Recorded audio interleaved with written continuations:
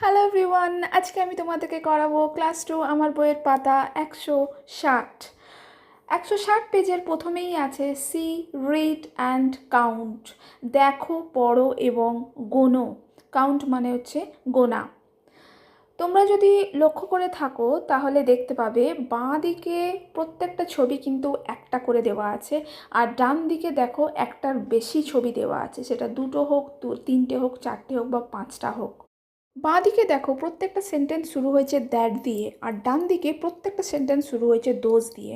তাহলে এক্ষেত্রে দ্যাট কেন ব্যবহার করলো বা দোজ কেন ব্যবহার করলো? দ্যাট আর দোজের মধ্যে পার্থক্য কী, কখন আমরা দ্যাট আর দোজ ব্যবহার করব, কোন কোন ক্ষেত্রে ব্যবহার করব, এই সমস্ত জিনিস আজকে আমি তোমাদেরকে ভালো করে বুঝিয়ে দেবো। তার আগে তোমাদের কাছে একটা রিকোয়েস্ট করি, তোমরা ভিডিওটা স্কিপ না করে পুরোটা দেখার চেষ্টা করো, শেষ পর্যন্ত অবশ্যই দেখবে, কারণ মাঝে আমি এমন কিছু বুঝিয়ে থাকি আমার মনে হয় সেগুলো তোমাদের জন্য খুবই দরকার। আর যারা আমার চ্যানেলে নতুন তারা অবশ্যই চ্যানেলটিকে সাবস্ক্রাইব করে দিও, আর ভিডিওটা পুরো দেখার পর যদি ভালো লাগে তাহলে একটা লাইক করো, আর বন্ধুদের সাথে শেয়ার করতে কিন্তু ভুলো না। তাহলে চলো ভিডিওটা শুরু করা যাক। ধরো কোনো বস্তু আমাদের কাছে আছে, ধরে নাও একটা বই আমার কাছে রাখা আছে, তখন আমি কি বলবো? এটা হলো একটা বই। তাহলে ইংলিশে সেক্ষেত্রে আমরা কি বলতে পারি? দিস ইজ আ বুক। ওই বইটাই যদি দূরে রাখা থাকে তখন আমরা কি বলি? ওই দেখো একটা বই। ইংলিশে তখন কি বলবো? দ্যাট ইজ আ বুক। ধরো দুটো বই আমার কাছে রাখা আছে, একটার বেশি, সেটা দুটো হোক, তিনটে হোক, চারটে হোক, যাই হোক না কেন, ধরো একটার বেশি বই আমার কাছে রাখা আছে। ধরে নাও দুটো বই রাখা আছে, তাহলে কি বলবো? এই হলো দুটো বই। তাহলে সেটাকে ইংলিশে কি বলবো? These are these are two books or these are three books. ঠিক আছে? ধরো দুটো বই আমাদের থেকে দূরে রাখা আছে, তখন আমরা কি বলি? ওইগুলো হলো দুটো বই।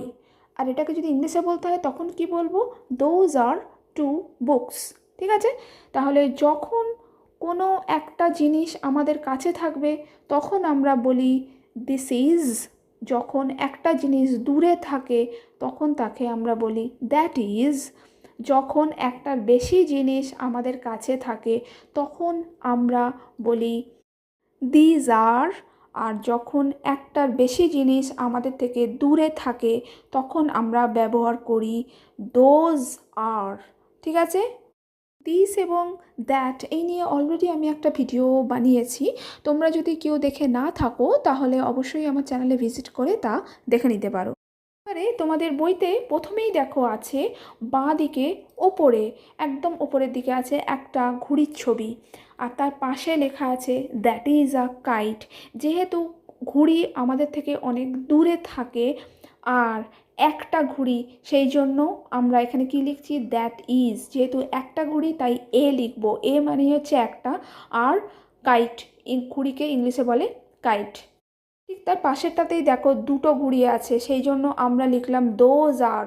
আর দুটো মানে টু, তারপরে আমরা টু লিখবো, আর কাইট না লিখে লিখবো কাইটস, পাশে একটা এস যোগ হয়ে যাবে, দোজ আর টু কাইটস। এরপরে আছে একটা ইঁদুরের ছবি, তাহলে সেক্ষেত্রে আমরা কী লিখবো? That is. যেহেতু একটা তাই দ্যাট ইজ আ। আর ইঁদুরের ইংলিশ কি? Rat. That is a rat. আর ঠিক তার পাশেই আছে তিনটে ইঁদুরের ছবি, যেহেতু একটার বেশি তাই আমরা লিখবো দোজ আর। কতগুলো? থ্রি।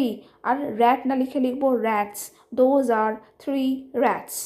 তার নিচে আছে একটা গাছের ছবি, তাহলে কি লিখবো? একটা বলে লিখবো আমরা দ্যাট ইজ আ। আর গাছের ইংলিশ কি? Tree. That is a tree. যে তার পাশেই আছে চারটে গাছের ছবি, তাহলে কি লিখবো? দোজ আর, চারটে মানে ফোর, আর ট্রি না লিখে লিখবো trees, those are four trees. একদম শেষে দেখো একটা শূকরের ছবি আছে, তাহলে কি লিখবো? দ্যাট ইজ আ। শূকরকে ইংলিশে বলে পিগ, তাহলে দ্যাট ইজ আ পিগ। আর তার পাশেই আছে পাঁচটা শূকরের ছবি, যেহেতু পাঁচটা একের বেশি তাই লিখবো দোজ আর ফাইভ। পাঁচটা মানে ফাইভ, পিগস, পিগ না লিখে লিখবো পিগস। তাহলে কি হলো? Those are five pigs. ঠিক আছে? এরপরে আছে রিড এগেন, আবার পড়ো। এগেন মানে বারবার, আবার। এখানে দেখো একটা কিন্তু নেই, সবগুলোতেই কিন্তু একটা বেশি অবজেক্টস আছে। ঠিক আছে? প্রথমে আছে দুটো পাখি, তাহলে দুটোর বেশি, তাহলে সবগুলোতেই আমরা কি লিখবো, দোজ আর, তারপরে লিখবো নাম্বারটা, তারপরে লিখবো অবজেক্টের নেম, ঠিক আছে, এস বা ইএস বা আইএস যোগ করে। তাহলে প্রথমে হচ্ছে দুটো বার্ডস আছে, তাহলে কি লিখবো, দোজ আর 2 বার্ডস। তারপরে আছে তিনটে টাইগারের ছবি, তিনটে বাঘের ছবি, তাহলে কি লিখবো, দোজ আর, তিনটে মানে 3 আর টাইগার্স। তার নিচে আছে চারটে হাতির ছবি, তাহলে কি লিখবো, দোজ আর, চারটে মানে 4 এলিফ্যান্টস, দোজ আর 4 এলিফ্যান্টস। আর একদম শেষে আছে পাঁচটা নৌকোর ছবি, তাহলে কি লিখবো, দোজ আর 5 বোটস। ঠিক আছে, বুঝতে পারলে? আজকে আমি তোমাদেরকে যা বোঝালাম তাতে বুঝতে যদি তোমাদের কোনো অসুবিধে হয়ে থাকে, তোমরা আমার ভিডিওটা বারবার দেখো, আমার মনে হয় তাতে তোমাদের সমস্ত ডাউট ক্লিয়ার হয়ে যাবে। যারা আমার চ্যানেলে নতুন তারা অবশ্যই আমার চ্যানেলটিকে সাবস্ক্রাইব করে নিও, আর সাবস্ক্রাইব লেখা বাটনটির পাশে যে বেল আইকনটি আছে সেটিকেও প্রেস করে রেখো, তাহলে যখন আমি নতুন কোনো ভিডিও পোস্ট করব তার নোটিফিকেশান সবার আগে পেয়ে যাবে। আর ভিডিওটা পুরো দেখার পর যদি ভালো লেগে থাকে তাহলে অবশ্যই ভিডিওর তলা একটা লাইক করো, আর বন্ধুদের সাথে শেয়ার করতে কিন্তু ভুলো না। এইভাবেই আমি চেষ্টা করব ইংরেজির প্রত্যেকটা পেজ তোমাদেরকে খুব ভালোভাবে বুঝিয়ে করিয়ে দেওয়ার। তাহলে দেখা হবে আবার নেক্সট ভিডিওতে, and thank you so much for watching this video.